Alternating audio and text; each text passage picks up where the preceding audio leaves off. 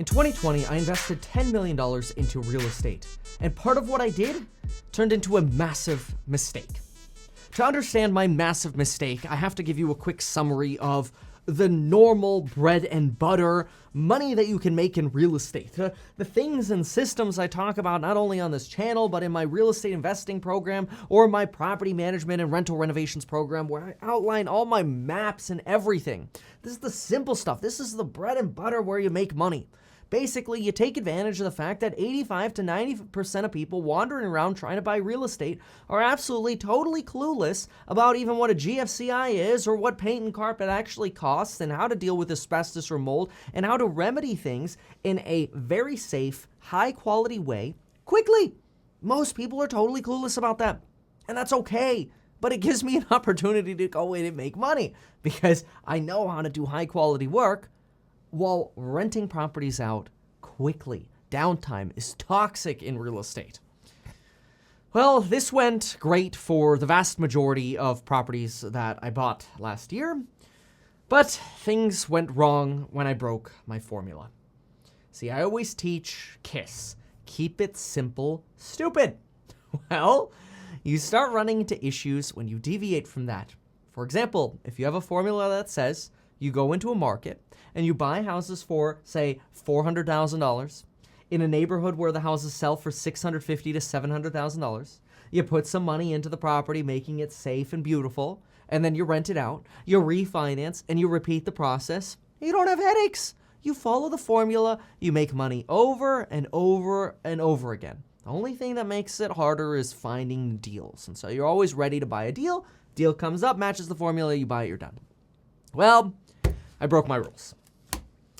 Something in California, and this really applies, what the story here we're about to go into applies to you whether you own real estate or not. And it doesn't matter where you own it. It's bad. Anyway, I got persuaded by something called AB 68 in California. Assembly Bill 68 basically says you can add 2 guest units to a single-family house and up to 2 guest units, or ADUs they're called, to a multifamily property if you follow the rules. But the problem is, if you're an investor, you only have until 2025 to take advantage of this rule, otherwise it disappears, and a new requirement comes in that says you have to live in these properties. So in other words, between now, 2021 here, and 2025, well, the start of, so you really got 21, 22, 23, and 24, you got 4 years. Over the next 4 years in California, for example, you can go take properties and add units to them, and you don't have to live there. Hey, premise sounds great. California has a housing problem. There's plenty of parking in the areas where I'm investing, and the rules say, hey, no problem, you can add units here. Totally fine. Go for it, Kevin. Go find some deals. Just submit a permit application, and within 60 days, you'll be building your guest units. Don't worry. The law says so. Yeah. So I bought 3 extra places. One is a property I bought at court. I'll actually link the video of me buying this property at court down below. It's a great video if you haven't seen it yet. This is a single-family house in a multifamily zone, and my plan is to turn it into, well, from a single-family house into 5 units. Basically 3 legal units and then 2 legal accessory dwelling units. Law says I can do that. If I get that done, I'll turn that $950,000 property into over $3 million. Good. Property number 2 was a 3-unit apartment building near downtown, and this property used to be a 4-unit building, so I'm going to take advantage of the fact that I could just turn it back into a 4-unit building, but then also add 2 guest units, because law says I can do that. Property cost around $1.25 million, and after I turn it into 6, it'll probably be worth in excess of $2.5 million. It's not supposed to be too terribly expensive either, and this is not as expensive of an area as the other one, but go on to property number 3. So I got a third one. Third one is a single-family house that I'm turning into 3 units because it's in an area with large streets, high walkability, lots of parking, lots of charm, and I want to maintain the original charm but also follow the law and be able to add 2 units. So this is a property I bought for $750,000, and when I'm done, it'll probably be worth double that. It should be worth double that. 1.4, maybe 1.5. We'll see. So maybe double. Anyway, that one should be pretty simple. I shouldn't have to spend too much on that one. Well, after I purchased these properties, everything was going great. In fact, at the same time I was purchasing these properties, I kept renovating my regular deals. I kept following my formula and doing my regular deals, and those deals go fast. I mean, I'm talking 90% of my deals are fully renovated in 60 days and they're rented in the next 10 days.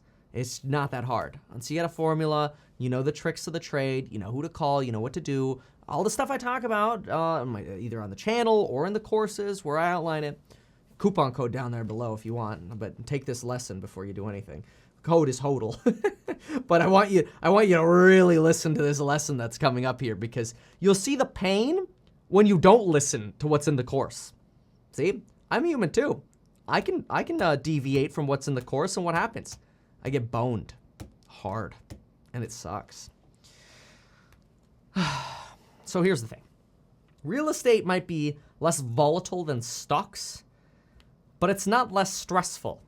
It's more stressful, especially if you break your rules. If you follow the rules, it's easy.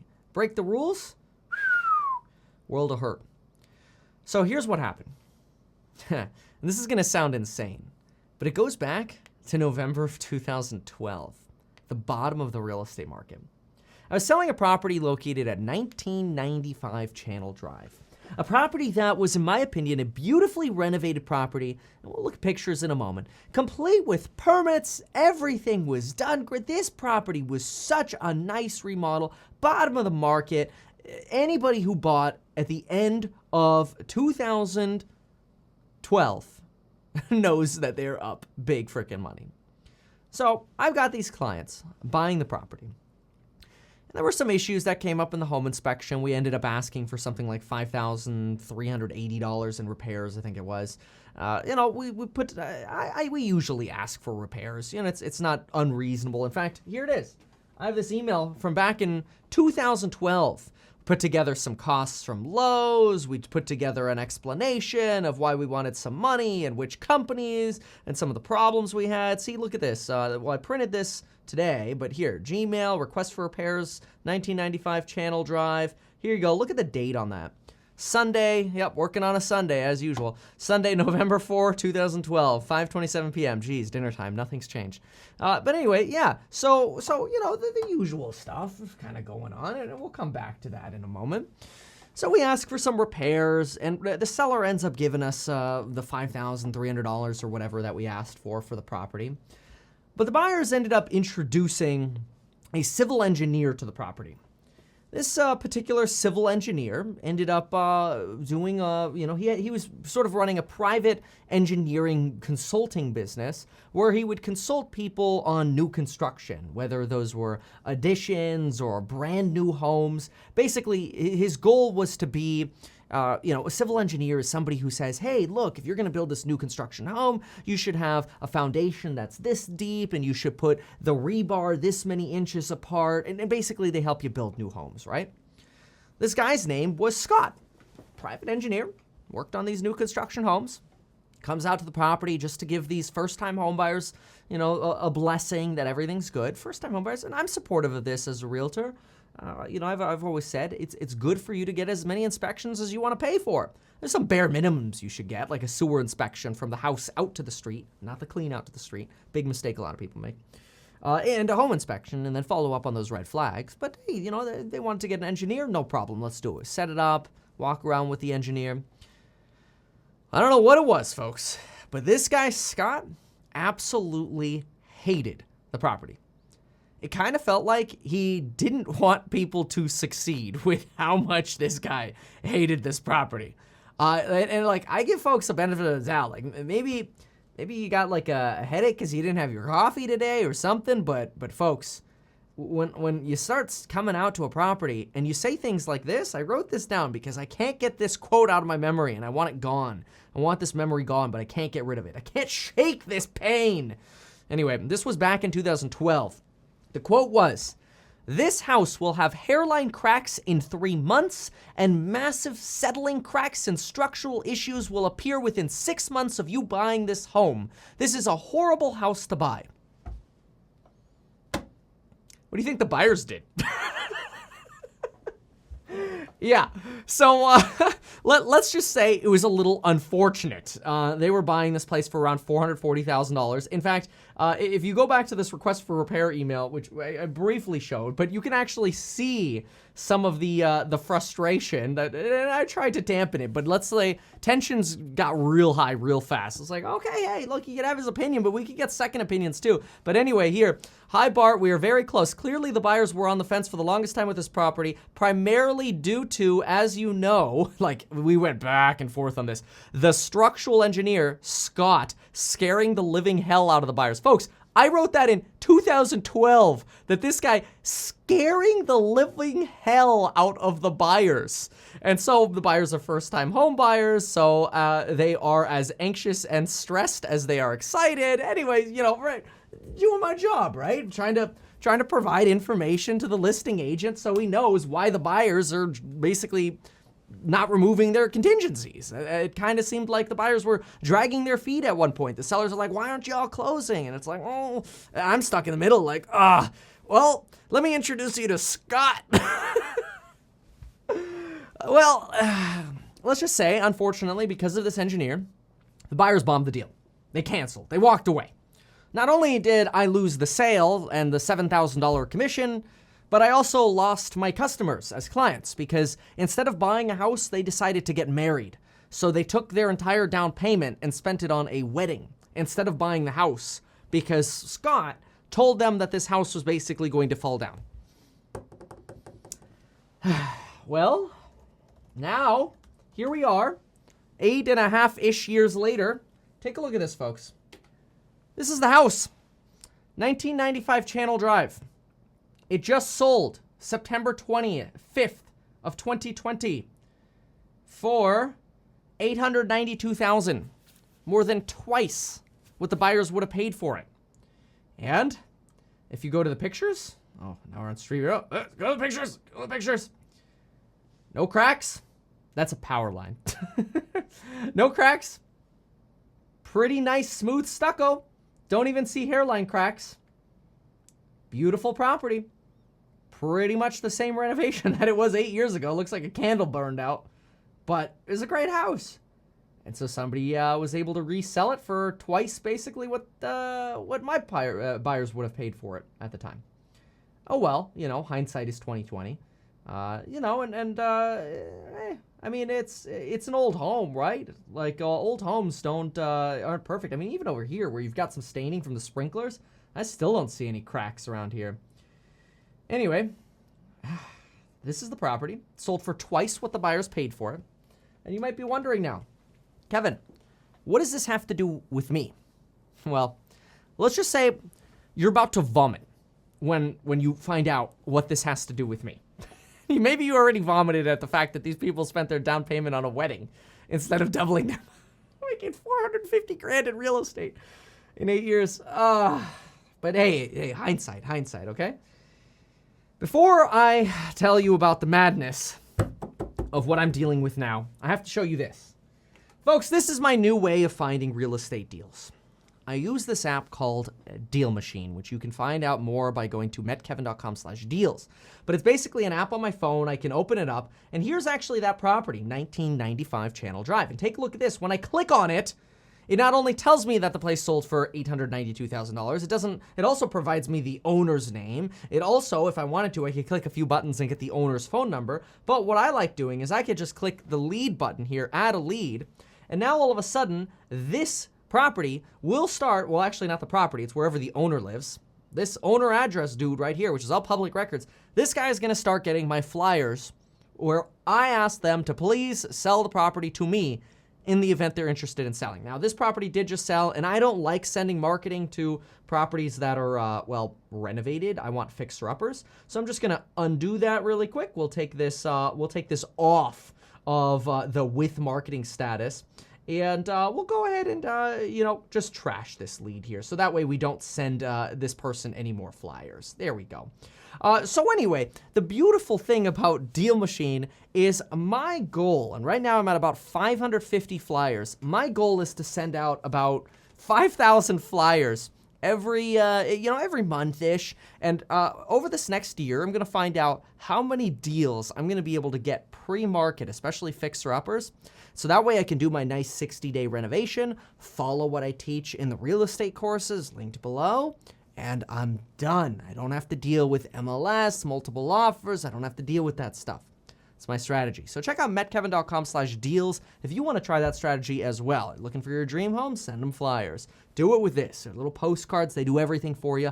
Automatically sends you postcards or sends the postcards to the other folks. Super, super convenient. You push a button and the postcard goes out with your face on it if you want your face on it or your information on it. It's really, really cool. Custom way to send marketing. So let's go back to the story here. Oh, man. Remember I said you were going to vomit?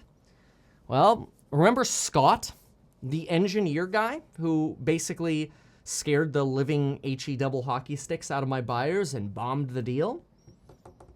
Well, let's just say he quit doing private work.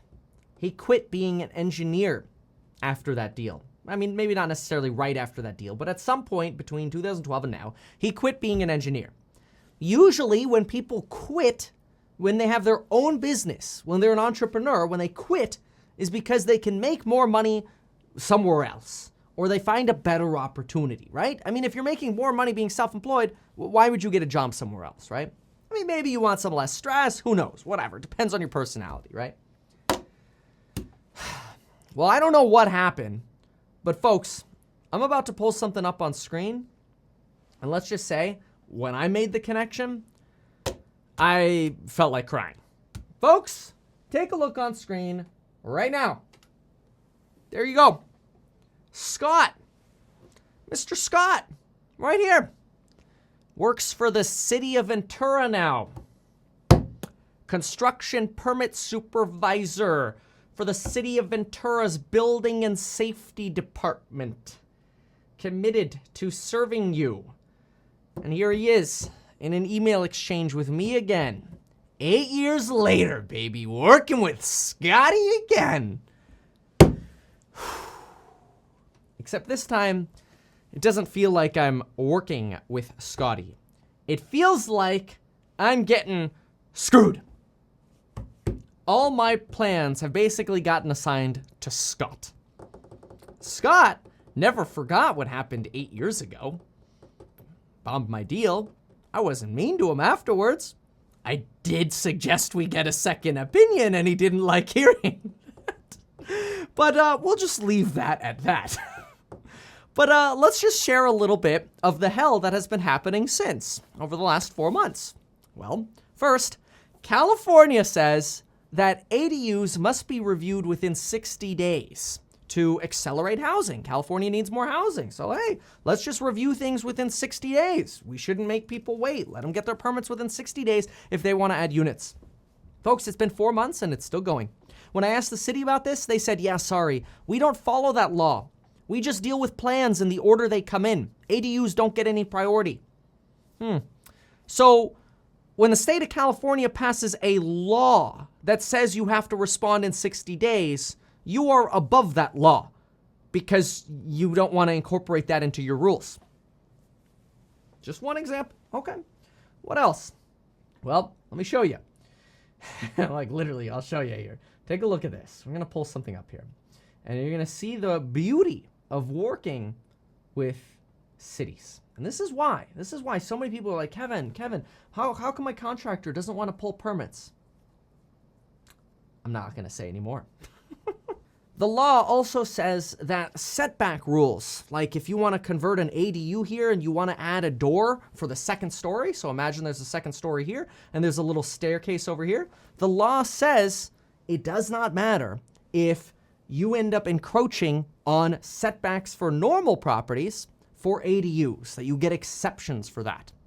If the city says, no, Kevin, if you're going to have a staircase here, that's too close to this building, even though there's plenty of room for a staircase right here, and you still have access to the back over here, plenty of room to do a staircase over here. No. We don't agree with that law. We want you to not have a second unit. Or if you have a second unit, we want you to move the upper part 4 inches over. So in other words, the bottom could be a square, but then we want the top to be 4 inches over, and then there's a weird offset on the sides, and the staircase has to go somewhere else. You gotta figure that out. Maybe put it in front or something like that, so it looks dumb and you have a staircase from the front. That's your curb appeal, as a staircase. That's just one property. Here's another example, though, of the ridiculousness that I get to deal with our boy Scott. Take a look at this. This is a model match of another property that I have in planning with Mr. Scott. This right here, as you can see, there are 3 sort of windows here, right? 1, 2, 3, okay? These are all model matches, the same exact square footage of a beach house that I bought. Let's go to the next one. Here's another one, look at that. 1 set of windows, another set of windows, another set of windows. Let's go do another one. Here we go. 1 set of windows, another set of windows, another set of windows. Could be a slider, window, whatever, right? Here's another one, all model matches. 1, 2, 3, all the same, right? Yes, yes. That might be how these properties were built, but apparently, let's go into my actual project right here. Apparently, if I put in a French door right here, and I put in a window right here, so 1, 2, 3, and I put in a smaller French door here, because this used to be an 8-foot opening, so we've actually added even more lumber on the sides, like we closed this thing in even more. Well, apparently, even though we are building within the exact same framing that there was previously, as you saw in all the model matches, Scott doesn't think that's good enough. Even though we're over-engineering the work that we're doing in with way bigger headers and structural hardware and structural work that we need, Scott says, yeah, I work in new construction stuff, and, well, I don't like the old rules that say, hey, look, if you build within the old rules, you're grandfathered into the old rules. I want you to rebuild that entire wall of that property because it's a 2-story, and we want to build it like a 2021 property. Thanks, Scott. Thanks, man. Really, really making it enjoyable to work on these projects. But that's not all. Not only am I having issues with these properties, but I've got this other one that we're also working on. This is that single family for $750,000 right here. This is the other one where we've got a detached garage that has 2x4 walls. And the 2x4 walls, you can usually convert a garage to an ADU. When it has 2x4 walls, you just have to put a little higher quality insulation in so you can still meet the same insulative standards. City says, yeah, we don't care about better quality insulation. We want you to basically tear the thing down and rebuild it with 2x6 walls because, you know, we want to make your life as difficult as possible. Okay, some of this is just the generic bullcrap you go through when you deal with planning, right? Some of it is. Some of it is extreme. Some of it is just absolutely ludicrous and stupid. But you start getting a little concerned that maybe you just shouldn't have done development work. Maybe you should have just followed the formula and stuck with basic work. But then you think, hey, maybe we could just ask for a reassignment and get a different plan checker, like a supervisor, right? No, Scott's the guy. And then you think, okay, well, what happens if you don't listen? Well, then they fine you $450 a day. And if you don't pay the fine, then they'll send the fine to the California Franchise Tax Board to basically lean you up until you pay, or the next time you file your taxes, include that as due and payable on your taxes, and if you're late on your taxes, then you get an IRS tax lien. Well, then you think, well, maybe you just need to sue the city, because after all, they're not following the law that exists, and they don't have their own. This is not like a situation where the city has like higher or stronger standards than the state, because the state sets these rules. The state sets the ADU rules that say, no, all municipalities shall follow these rules so we could get more housing in California. But if you want to dispute or sue the city, rather, you have to file a city dispute first before you could sue them. Then you have to go through the city dispute process, and then maybe you could sue them. But then you have to hire an attorney, and then you're spending more money than if you just rebuilt the damn properties. So basically, even when you're legally right in pretty much everything that you're doing, you end up getting reamed by the powers that be at cities when you go into doing renovation work and development work. Unless, of course, you're building from scratch, you know, you've leveled a property, you're building on a plot of land. But even then, people are like, oh yeah, I'm going to build 10 units, and the city's like, how about 7? It's horrible. So if you've made it this far, please give this a listen. Please, please, please, please, please, I beg of you, stay away from big renovations. Stay away from things that require you to submit architecture plans and engineering plans. Anytime you hear, oh, let's submit plans to the city, run away. Don't do that. Just don't do it. And this is not saying don't follow the rule, just don't do the renovations that would require that. You want to go do paint and flooring and put in some new kitchen cabinets and bathroom vanities and redo the bathrooms and redo the landscaping. You don't have to submit plans for that kind of crap. In almost all cases. You try to add 2 headers, like in that beach home, boom, planning, screwed. Enjoy waiting 6 to 8 months while you wait and fight with the city. You want to follow the law that says, oh, we're going to let you do ADUs in 60 days? Enjoy the 8-month process you just signed up for. Yeah. So there's an update for y'all. Now just make sure to go down to the link down below and get your life insurance in as little as 5 minutes by going to metkevin.com/life. And if you want to see me buy that property in court, I'll link that down below as well. Thanks for watching, everybody. We'll see you next time.